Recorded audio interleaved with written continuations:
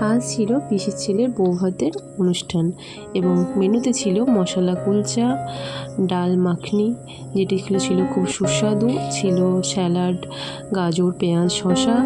এরপর এসেছিলো ফ্রাইড রাইসের সাথে ছিল চিলি চিকেন।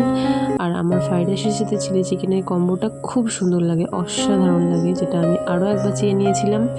চিলি চিকেনের সাথে ফ্রাইড রাইস দারুণ হয়েছিল, সুস্বাদু ছিল খেতে। তো এরপরে এসেছিল ভাত, সাদা ভাত, তার সাথে ছিল পটল চিংড়ি আর ছিল কাতলা মাছের কালিয়া। তো কাতলা মাছটাও ছিল খুব ফ্রেশ এবং সুস্বাদু খেতে। আর পিসি তো আমরা খেয়ে নিচ্ছিলাম ভাতের সাথে পটল চিংড়ি, কাতলা মাছ, স্যালাড।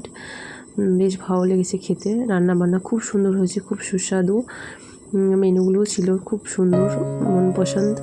তারপরে আবার নিয়েছিলাম ভাত, খাসির মাংসটা বেশ নরম হয়েছিল, সুস্বাদু ছিল খেতে। আমি 3-4 পিস খেয়ে নিয়েছিলাম। এরপর ছিল মিষ্টি, কালাকাঁদ, গুড়ের রসগোল্লা আর ছিল গোলাপ জামুন, দুর্দান্ত।